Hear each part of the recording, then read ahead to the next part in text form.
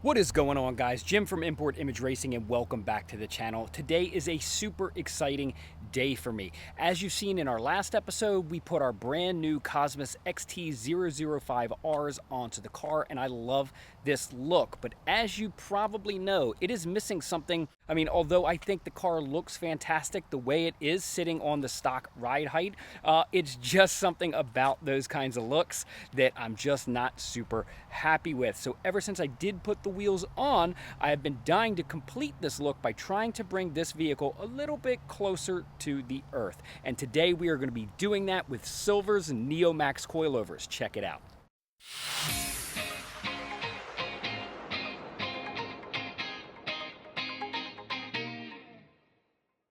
That's right, guys and girls. We have Silver's Neomax coilovers going on the VA-chassis WRX. This is a fantastic choice, I believe, for these particular vehicles, and I could not wait to get my hands on some of these so that we can bring this thing closer to the ground. In this video, I'm going to be unboxing, installing, and kind of setting up these coilovers to give you a better idea of what you're in for when you buy a set of coilovers. So although I am installing Neomax coilovers on the car today, this installation video plus kind of like a review and setup is going to help you guys no matter which brand you choose, whether it's BC Racing, whether it's Fortune Auto, whatever it is you want. Now, I chose the Silver's and Neomax coilovers for a handful of reasons. Number one, I love what you get for the cost. On top of that, I love the digressive piston design that comes along with these style coilovers. I think they ride fantastic. I think they're easy to maintain. There's just so many good reasons. So once again, I'm going to get to unboxing these things, getting this car onto the jack stands, and kind of showing you what's inside, what to expect,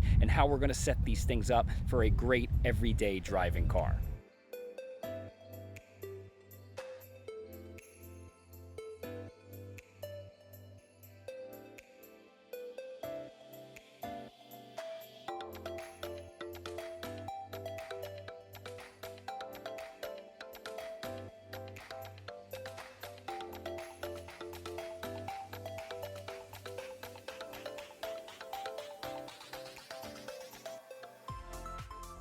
Got both of our front wheels off. That's pretty self-explanatory. We jacked the car up, secured it on some jack stands, removed those front wheels. Did that with the help of this Cosmis wheel lock tool that was provided with our wheel installation kit. But as far as the suspension goes, it's pretty exposed at the moment. The next few steps we're gonna have are to remove this 12mm bolt here to get our brake line off. With a pair of pliers, we're gonna remove this wheel speed sensor harness here. We have two 19mm bolt and nuts that hold the strut to the knuckle. The top bolt itself is the eccentric, and when you turn this, it kind of, moves everything in and out. We'll set that on the way out, but remember that when you go to reinstall this with our new suspension, the eccentric bolt goes on top, and both of the bolts face forward. So your threaded section here is going to face the front end of the car. And then once we get all that stuff loose and out, we're going to head on up to the top, and then we just have three 12mm nuts to remove onto the top strut hat here, and this whole assembly will just kind of fall into our hands. And we'll do both of the fronts, and then we'll kind of unbox the Silver suspension and show you what we're looking at.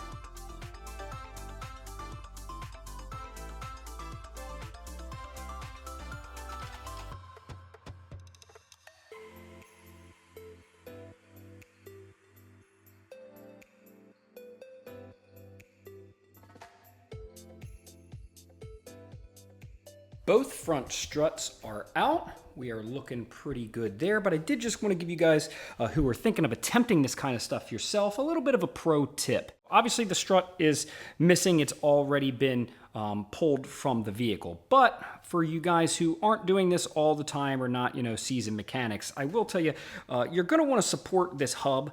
This whole hub assembly here is very, very heavy. So when you knock that last bolt out of here, one on each side, this hub is going to fall. And because of the weight of it, it can start kind of pulling on some of these cables or even kind of manipulating our axle or the bearing cage that's in our CV joint. Sometimes even pulling those CV bearings out. And that can cause all kinds of problems when we go to put it back together, or even if it does go back together because the bearing cage is compromised, now you can kind of get some rolling noises or some other kind of highway noises once this thing kind of gets to rolling and spinning. So when you take that last bolt out, just make sure you got a hand on it and then just kind of gently set this whole hub and knuckle assembly down to where, you know, the sway bar is still connected, the control arm is still connected, so this thing's gonna stay there. But well, like I said, you just don't want a lot of pressure, you know, just yanking on all these cables and lines and the axle. Let's take a look at the suspension we have. Here it is, bada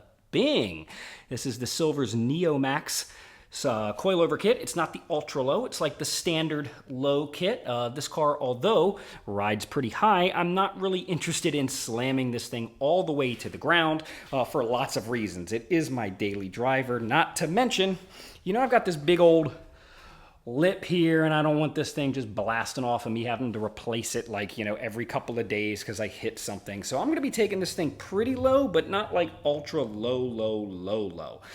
So I'm still probably going to have about a finger gap in the front, and I think that that's going to be exactly where I want the car to be. But once you actually open the box, we're going to get all four of our struts here, all of our coilovers. You'll also get a Silver's owner's manual and service manual in here. You get your spanner wrenches for adjusting it. You also can see they have this Allen wrench here that they provide for you so that you can adjust your camber plates up top. I also opted for the remote adjusters for the rear, because once we start kind of cranking on this thing, this is what's going to allow me to change my compression and rebound and all that.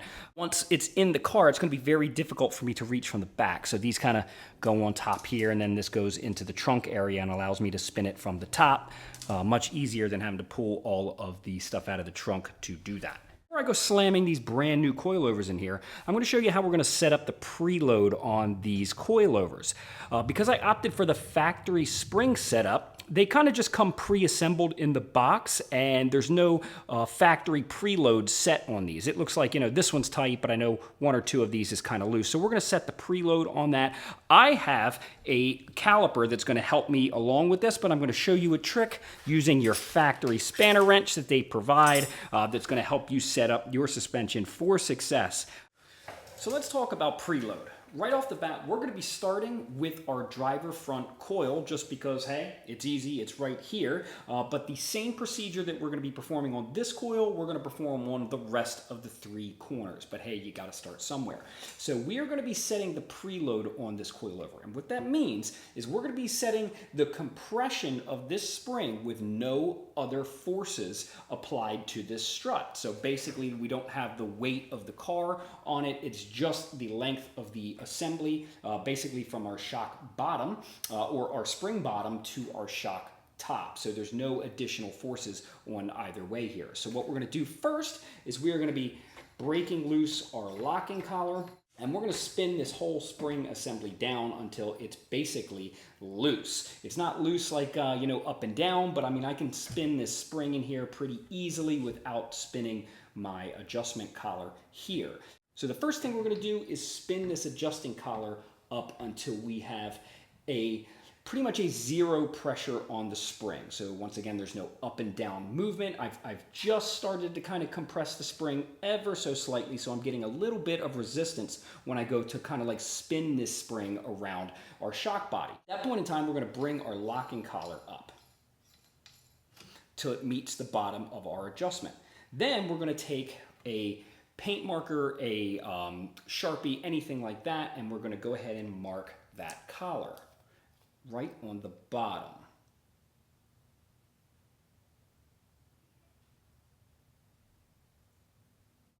So right there we have a little paint drip, so we know where our zero compression mark is right there. So how do we measure preload?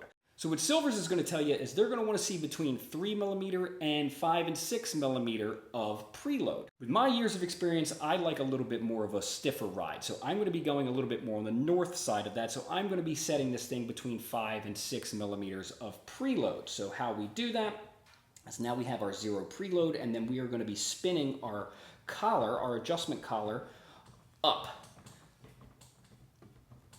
Now every turn that I make on here is getting this spring a little bit more compressed than it was previous. So now we have a really good amount of compression or preload on this spring, and it's going to get kind of difficult as I start to go up. Now for me, I have my dial caliper. So what I'm going to do is I'm going to turn this bad boy on here, and then I can measure how much distance I have to get to my 6 millimeters of preload. So let's get it right at 6. We will lock it down right there. 599, 6. And then I can kind of tell with our gap here when I hit my 6 millimeter mark. I still have a little bit to go.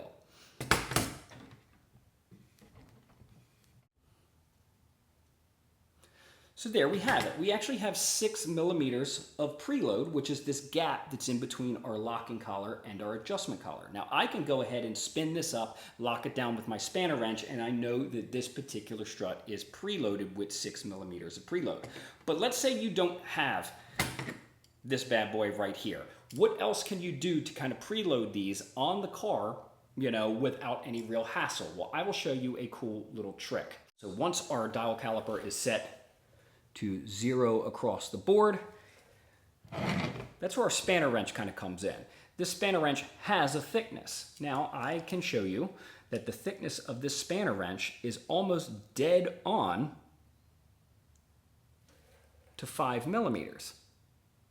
So what that means is the thickness of our spanner wrench is about the distance we're going to want in between our locking collar and our adjustment collar. So if you don't have an indicator, you can go a little bit north of your 5 millimeters of preload, put this right on our locking collar, and then spin your adjustment collar down until you've touched both sides of our spanner wrench, and then that shows you that we have 5 millimeters of preload on all 4 of our struts. With that being said, we're going to go ahead and lock this collar down, and we are going to get to setting the preload on all 3 of the rest of them, and then we will throw our front coilovers back into the car.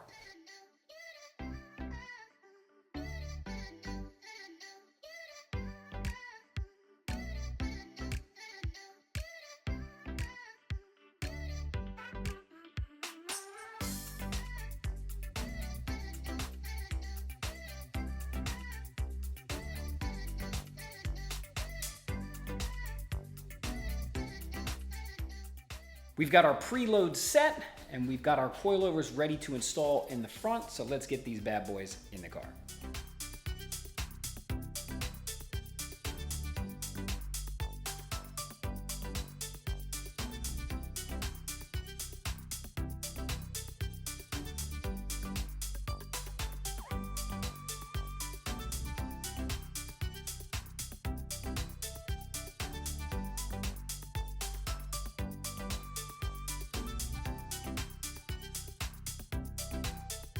Here's something to go over for you guys who, you know, don't do this every single day.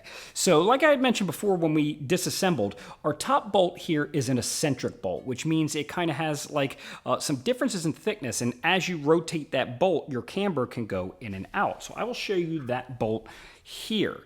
As you can see, it has a thinner side and it has a thicker side. Now on the head of this bolt, you'll see kind of some dashes on there that are kind of indicators on if you have more or less camber. So now because we have our top hats, our adjustable top hats on the coilover, not that this isn't needed, because we can still use this to dial in our alignment and or our fitment depending on what kind of wheel and tire choice we have.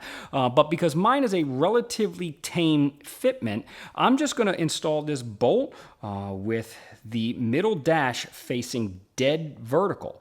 Then once it's vertical, I will actually push the top of the knuckle in as I tighten it to give it the most amount of camber possible with this bolt being vertical. So if we do need to get a little bit more out of it when we do our alignment, we can, and we can get a whole lot less if we decide to turn it the other way. One other thing while we're here, both of the rear coilovers are practically the same coilover. Our front coilovers are sided, so they are in particular to the side of the car that we're installing. One of the ways to notice that, and one of the big ways to notice that, is which way our speed sensor clip and our brake line clip here, which way they are oriented on the coilover. So we will have our brake line in the rear, and we will have our speed sensor in the front. Also, when we go to install it, we now have to worry about which way our top hat is actually facing. We're going to want to make sure that our top hat with our in and out adjustments is facing the outer edge of the vehicle and pretty much the back line of the intercooler. Depending on which way you orient this in here, we could get a lot more caster, or basically where it would jolt towards the absolute center of the vehicle instead of like the center line, the imaginary line that goes down the entire center of the car. So you're going to want that top hat to sit just like that.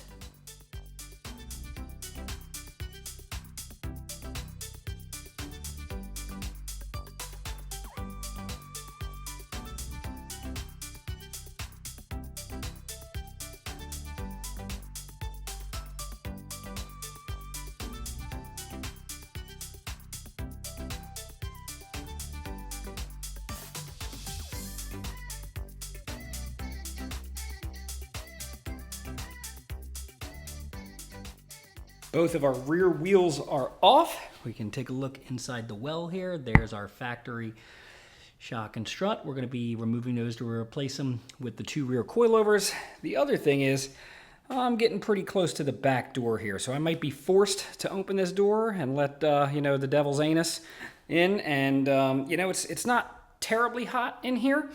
With the fan going, it's definitely cooled down to probably a brisk 95. So, once I open this door, we're definitely 100 plus. Let's see what happens here.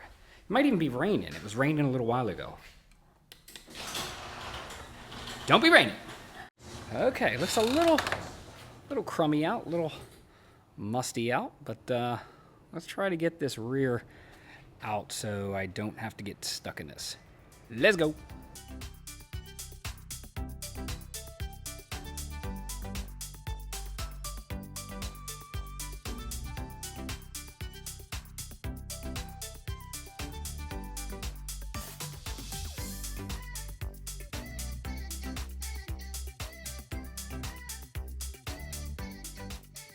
Both of the rear struts are out. That took, almost no time. The rear here is pretty easy. Once you take your trunk liner out, you can pull up these little tabs here, and there's two 14 millimeter nuts, one there per side. You can do that for the top. And then once we're on the bottom here, we have another 14 millimeter bolt and nut for our sway bar end link. And then we have our two 17 millimeter bolts for the bottom of our strut, and then one of the 17 millimeter bolts for the knuckle over there. I leave this bolt completely tight. I don't even touch it. It already has the compression on it from the strut on there, so I definitely don't want to loosen that up because I don't want to have to preload that bushing again once I put everything on. That's a pretty easy, disassembly process there. Like I said, we got both of them out. We have our coilovers on the bench. They're pre-loaded, so they should be ready to go in. Oh yeah, the one other thing that I have here is for my adjustable tops here. So I will be, let's see, this particular one here, have a little Allen wrench. We'll loosen that up. We'll pull this knob off. We'll make our incision in the trunk, which I will show you when we go back there. Then we will slide this back on, and then with that Allen on there, we will kind of put this whole thing together so that we can access this through our trunk. And then, make a small hole so that this piece can come through, and then we don't have a bunch of just, open space back here. It'll look relatively factory, and I'll show you some tricks that I have to kind of put it out of the way and not have it dangling all around, but I think you're going to like what you see here. To show you what I did, I just made two small incisions. There is a drill hole, as you can see, right here, and then there's also a drill hole right here.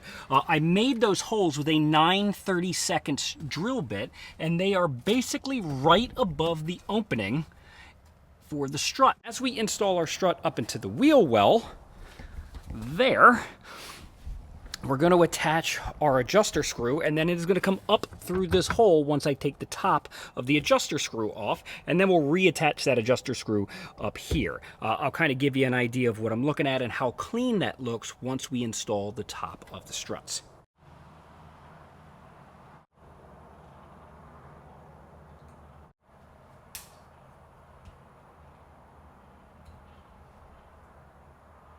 Take a look at that. Looking pretty fresh. coming right through the floorboard there. So now, you know, with everything in the trunk here, I can just kind of come back, and if I feel like I need to loosen it up or tighten for the adjustment, it's right there. Another thing that you can do, which I'm not going to because I usually don't have a lot of stuff in the trunk here, so it doesn't really bother me, but if you're looking to get like super tight into this, you can put a couple of pinholes, like small holes, into the side here, 2 of them to be exact, and then you can run a zip tie, a very small zip tie, through those holes, and then you can zip tie this particular piece very, very close to the edge here so that it doesn't kind of like poke out into our storage space and just kind of keep them upright. Now, me personally, I prefer to not just make a whole bunch of holes in my interior, so I think 1 hole per side is enough as is. So we have both of the tops locked down. Sorry, I still have some tools in here. I'll lock everything down. Have them done up here. We'll throw the trunk liner back in, and then we'll get to actually securing the bottom portion of the coilovers. Once they're in, you'll probably notice the car's not that low yet. A lot of times I will like to install them at a decent ride height, and then I'll take it for a physical drive, kind of make sure that I don't get any kind of pops and bangs, and make sure everything's looking pretty good, sounding pretty good. And then once I'm pretty confident with the install, we're going to go ahead and kind of revisit the ride height. Not to mention, at that point in time, I can get a really good measurement of where the car is, and then I can do, you know, simple math and kind of bring down my wheel gap to where I think I'm gonna want it for the street. There you have it. The rear end is officially back together. There's not a whole lot to talk about here. I mean, since everything was kind of preloaded and ready to go and ready to install, you know, once I made the incision up top, everything slid right in. Let's see, I mean, all of our 3 pieces of hardware, you just reinstall them in the same orientation in which you took them out. So all of our threads are facing the rear of the car in the back. Once again, our preload is all set and ready to go. The only thing I really have to deal with now is ride height. So we're gonna put our wheels back onto the car. Oh yeah, and then I'll have to set my dampening as well before we go out onto our maiden voyage. So we'll put it down, put the wheels back on, set the dampening, and then once I'm pretty happy with the way the car rides as far as feel, we'll reset the ride height to something a little bit more my taste, which is going to be, you know, considerably lower than that, because that's what we're here to do.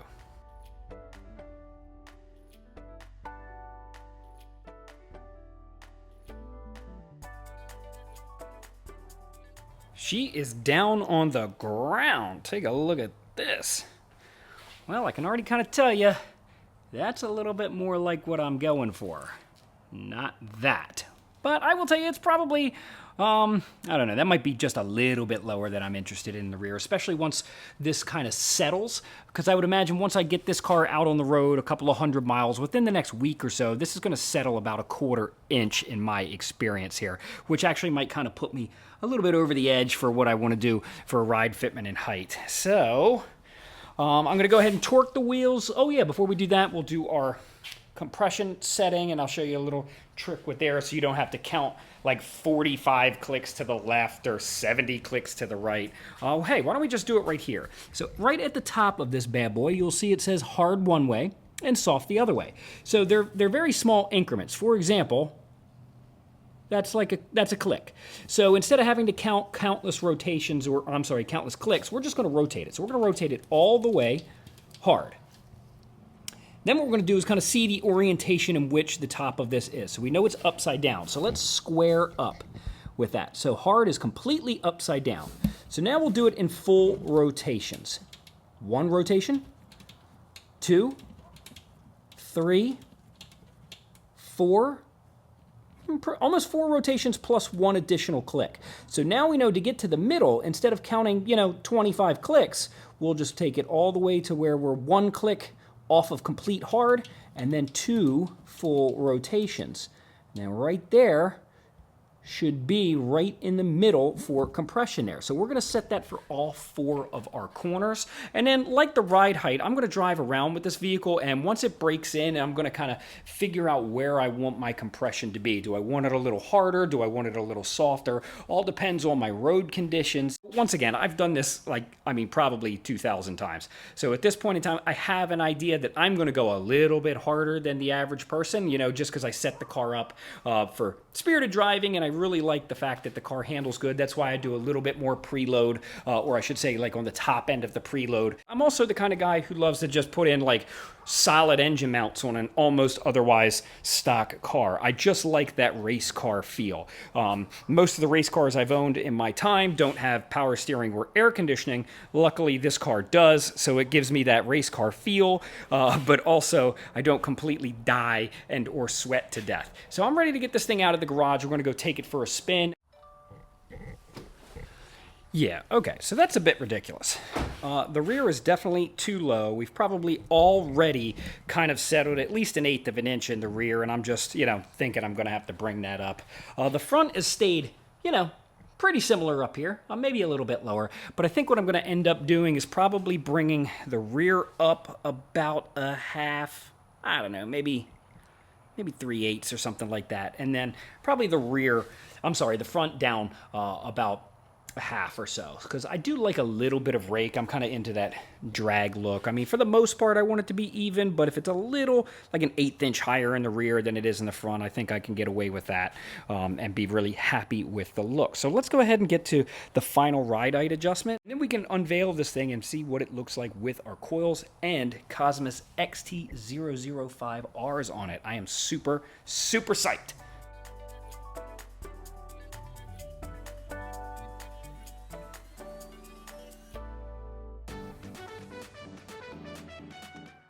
Dang, boys, I just can't beat this rain. Bummer. The things I gotta go through to give you a proper reveal of this car. Man, who said YouTube was easy? Dang, they lying, ain't they? It's crazy, but I do have all my car wash stuff out, so it looks like the rain just passed. I got one final adjustment I want to do, because I am like super particular on this car. As far as the actual ride heights, man, I get down to like well under 1/8 of an inch to make sure that it's exactly the way I want it. Luckily, I get the time and effort to do these kinds of things to kind of give you what I would think is the best look for me for this vehicle. So, looks like the rain stopped, drying out maybe a little bit. Let's get this side adjusted. We're going to wash it up real quick, and then we're going to do the big reveal. Who's ready to see this thing?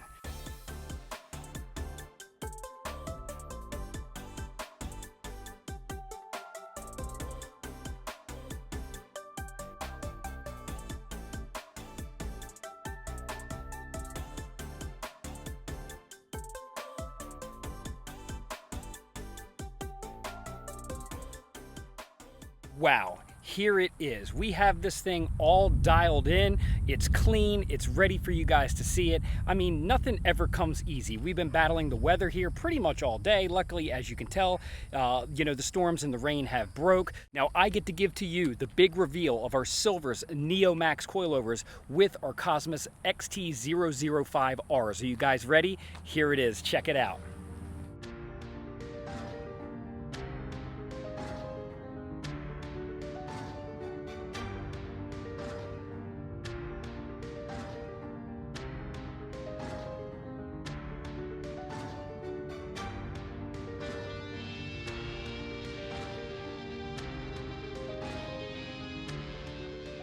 Wow, this thing is sitting fresh. I absolutely love it. Let's take a walk around, take a look at some wheel gap here. Got in the rear, man, just about to clear that tire. Same thing on the front. I mean, just driving it around, nothing rubs. We've got it pretty good, pretty dialed in. That did take me a little bit of time. I'll tell you a little bit more about that once we get all the way around the car and take a look. Sitting pretty good, absolutely love it. I mean, look at that fitment in there. That is awesome. Now, that is no further adjustments in the rear. That's just kind of putting the suspension on and dialing in our ride height. And I mean, that thing is sitting pretty flush, looking good. Now, as far as the front goes, when we lowered the front down, it dove the camber in quite a bit. So we had a lot of inward motion on our top tire here. So there was a lot of gap between our tire and our fender. So I'll kind of show you what I did. The car still needs an alignment, but I've been doing this a long time, so I was able to do some visual adjustments on this thing. So it drives nice and straight, the steering wheel's straight, but I'll definitely throw it on the rack and kind of dial those numbers in. But from the factory, our camber plate up here is pretty much dead in the center, and there's actually a small circle on our center adjustment. You can see these hashes here, and there'll be a small circle to kind of notate the center. And then there's a small dash on the top of our strut assembly to kind of show you that everything's lined up. So what I was doing, after I set the ride height and noticed that the top was kind of caved in a little bit more than I like, I went ahead and jacked the car back up, loosened all 4 of our Allens here, and kind of with a microfiber cloth and a pry bar, pried this up positive about 2 of the dashes. And what that did is kind of brought the wheel a lot more vertical. It still has some negative camber, as you can probably tell from this angle, but I really wanted to match the fender gap from the front and the rear. So I was able to do that, and you know, like I said, I get pretty meticulous, so I had a tape measure here that I was poking in to see how much distance from the tire to the fender, so I actually matched that all the way around. Same thing with the ride height. I have 25 inches from the ground to the actual touch of the arch on the front, and then we're 25 1/8 from the ground to the top of the arch in the rear. If you match them to be 25 or 26 or whatever you're looking for all the way around, although it's matching on the actual tape measure, it kind of looks like it tucks a little bit in the rear over the front. So, you know, you kind of get this weird, almost like Carolina squat look to the rear of the vehicle. So I brought the rear up about 1/8 more, and that really kind of, from a visual aspect, really leveled the car out. But I'll tell you what, I mean, this thing just looks fantastic. This is exactly, I mean, literally exactly what I was going for. I love the 5-spoke wheel. I love the machine lip. I think that just works so good with this paint combination. And then when it sits right, I mean, good grief. This car just looks fantastic. Man, it looks good. I have this car dialed in just the way I want it, which is a little bit on the stiffer side. It really does kind of feel more like a go-kart, but I like that for several different reasons. Like I said, I'm kind of a race car guy. I do a lot of race car stuff, you know, so of course I want my daily driver to, you know, drive like a race car. I do some pretty high speed cornering, and I really just like the way the car is set up. It is just what, from my personal point of view, that's what I'm looking for in a car. Now, like I said, I have the dampening and everything on this dialed up pretty good at this point, so it is a little bit stiffer than I would say most people probably want it. You know, like I said, I also did a little bit more preload than I would say the average person would do, but that is really kind of contouring to things that I want. I will tell you, you can dial the rebound and all that stuff down in these coilovers, and it feels a lot more like a normal running and driving car, and it can do all of these things. My favorite part about these coilovers, the fact is, depending on what you want, it can do it. You want a soft ride? No problem. You want a stiffer ride? You want race car stuff like I do? Does it? No problem. No questions asked. And I'll tell you what, it just looks fantastic. I cannot get over how much I love just the stance of this car. And when I get behind the wheel, I am so satisfied with the way it drives that, I mean, this is the absolute perfect combination. Make sure to drop all of the links to my setup in the description below when it comes to the wheels, my tire setup, and especially my coilover setup. I mean, this thing, I could not ask for more. I am super psyched. But for thousands of parts just like this, and tons more, man, you guys already know. Hit up importimageracing.com for all of the best deals on the web and in the world, and we'll catch you on the next one.